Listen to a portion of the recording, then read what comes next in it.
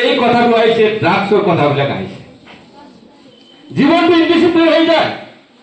Discipline maintain নকৰিলে তোমালোকে ড্ৰাগছৰ কথা ছাৰসকলে যিখিনি কথা কৈছে, ধপাত, চিগাৰেট, গুটকা নাইবা ড্ৰাগছ এইবিলাক সেৱন কৰিলে তোমাৰ জীৱনটো ইনডিসিপ্লিন হৈ যাব, ভৱিষ্যত জীৱন তোমাৰ ধ্বংস হৈ যাব।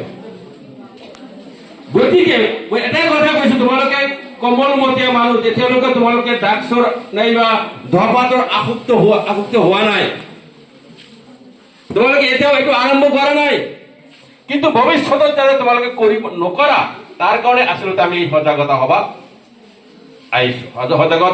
পাতিছো। কাৰণ এই বয়সটো কাঁচাই নোহালে মাছ পাকলি কৰে টাচ টাচ।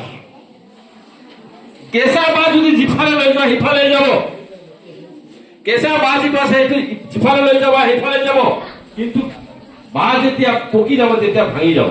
গতিকে তোমালোক কমলমতীয়া মানুহ, কমলমতীয়া ল'ৰা ছোৱালী, এই ল'ৰা ছোৱালীখিনিয়ে তোমালোকে যি চিন্তা কৰিবা, সৎ চিন্তা কৰিবা, বেয়া সংগত নাযাবা। সৎসংগত স্বৰ্গবাস, অসৎসংগত নৰকবাস। তোমালোকৰ যিবিলাক বন্ধু বান্ধৱ আছে, ভাল বন্ধুৰ লগত থাকিবা, বেয়া বন্ধুৰ লগত কেতিয়াও নাযাবা। বেয়া বন্ধুৰ লগত তুমিও বেয়া হৈ যাবা, আৰু ভাল মানুহৰ লগত থাকিলে তুমি ভাল হৈ যাবা। গতিকে তোমালোকে এই বিদ্যালয়ত আহা, এই বয়সটো তোমালোকে খুব ডেঞ্জাৰাছ বয়স। এই বয়সটো তোমালোকে ধৰি ৰাখিব লাগিব। এই বয়সত কোনো বেয়া কাম কৰা নাযাব, বেয়া চিন্তা চৰ্চা কৰা নাযাব, ভৱিষ্যত ডাঙৰ মানুহ হ'ব লাগিব। প্ৰত্যেকেই জীৱনৰ এটা লক্ষ্য থাকিব লাগিব। লক্ষ্য নাথাকিলে তুমি ভৱিষ্যতত কেতিয়াও তুমি ডাঙৰ মানুহ হ'ব নোৱাৰিবা। এতিয়া সাগৰৰ মাজত যদি এটা জাহাজ এৰি দিয়ে, সেই জাহাজৰ যদি কোনো ডিৰেকশ্যন মিটাৰ নাথাকে, কোন ঠাইত যাব, বাংলাদেশত যাব নে পাকিস্তানত যাব নে সৌদি আৰবত যাব নে আমেৰিকা যুক্তৰাষ্ট্ৰত যাব নে ইংলেণ্ডত যাব, তেনেকুৱা যদি ডিৰেকশ্যন মিটাৰ নাথাকে তেনেহ'লে সেই জাহাজখন সাগৰৰ মাজত ডুবিব, আৰু তাৰ যিবিলাক পেচেঞ্জাৰ থাকিব পেচেঞ্জাৰবিলাক মৰি শেষ হৈ যাব।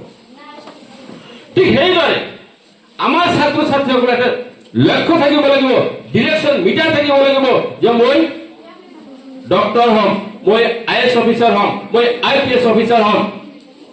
তেনেকুৱা লক্ষ্য থাকিব লাগিব, তেতিয়াহে তোমালোকে লক্ষ্যত উপনীত হ'ব পাৰিব। আৰু লক্ষ্যত উপনীত হোৱাৰ কাৰণে তুমি এতিয়া গোৱালপাৰা যোৱাৰ সময়ত ৰাস্তা বেয়া থাকিব পাৰে, ৰাস্তা ইফাল সিফাল বেয়া হৈ থাকিব পাৰে, তোমাৰ গন্তব্যস্থান পোৱাৰ কাৰণে ৰাস্তা বেয়া থাকিব, বহুত সমস্যা আহিব, আৰু সেই সমস্যা প্ৰায় তোমাৰ আগবাঢ়ি যাব লাগিব। তোমালোকে নিশ্চয় সিধা ৰাস্তাত নাইবা নৰ্মাল লাইফত নৰ্মাল ভাৱে জীয়াই থাকি কোনো মানুহে ডাঙৰ মানুহ হ'ব পৰা নাই।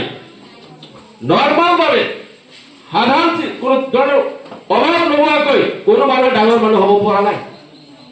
যিজন ব্যক্তিয়ে ডাঙৰ মানুহ হৈছে তেওঁ বহুত কষ্টৰ বিনিময়ত বহুত সমস্যাৰ সন্মুখীন হৈ তেওঁলোকে আগবাঢ়ি গৈছে। তোমালোকে ECG গম পাইছে, ECG যে হয়, ECG কৰে ডক্টৰে হাৰ্ট পৰীক্ষা কৰাৰ কাৰণে ECG কৰে। ECG দাগবিলাক যদি এনেকুৱা থাকে, একা বেকা থাকে, তেনেহ'লে তো ভাবিব লাগিব যে তেওঁ ভাল মানুহ, তাৰ কোনো হাৰ্টৰ কোনো প্ৰব্লেম নাই। যদি ECG কৰা সময়ত সেই দাগ এনেকুৱা নাথাকি সৰল ৰেখাৰ নিচিনা, তেনেহ'লে ভাবিব লাগিব তেওঁ হাৰ্টৰ ৰোগী, তেওঁ যিকোনো মুহূৰ্তত মৃত্যু হৈ যাব। গতিকে ভাল হাৰ্ট পাবলৈ হ'লে যেনেকে ECG এনেকুৱা একা বেকা থাকে, ঠিক সেইদৰে তোমালোকে আগবাঢ়ি যাবলৈ হ'লে তোমালোকে বহুতো সমস্যাৰ একা বেকা ৰাস্তা দি পাৰ হৈ যাব লাগিব, তেতিয়া তোমালোকে গন্তব্য স্থান পাবা।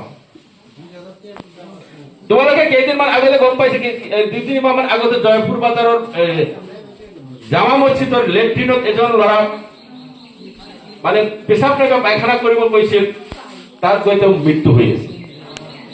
গম পোৱা নাই? কিহৰ কাৰণে খাইছিল, কিহৰ কাৰণে হৈছিল? তেওঁ ড্ৰাগছ খাইছিল, ড্ৰাগছ ব্যৱহাৰ কৰিছিল, ড্ৰাগছ খাই তাত গৈছে, তাৰ পৰা উঠিব পৰা নাই। গতিকে তোমালোকক মই এটা আহ্বান জনাইছো, অনুৰোধ কৰিছো, তোমালোকে এইবিলাক কেতিয়াও ব্যৱহাৰ নকৰিবা। ড্ৰাগছ, চাদা, গুটকা, পান এইবিলাক খোৱাৰ চিন্তা চৰ্চা কেতিয়াও নকৰিবা। এইটো তোমাৰ তিল তিলকৈ তোমাক মাৰি পেলাব। নিজেও নাখাবা, লগতে তোমাৰ যিবিলাক বন্ধু বান্ধৱ থাকিব, বন্ধু বান্ধৱ বিলাকক তোমালোকে পৰামৰ্শ কৰাবা। লগতে ঘৰত গৈ এটা কথা ক'ব লাগিব যে তোমালোকৰ ঘৰত যিবিলাকে পাণ পাতা খায়, বিড়ি খায়, চিগাৰেট খায়, জৰ্দা খায়, এইবিলাক তোমালোকে কৰিব লাগিব যে এইবিলাক খোৱা স্বাস্থ্য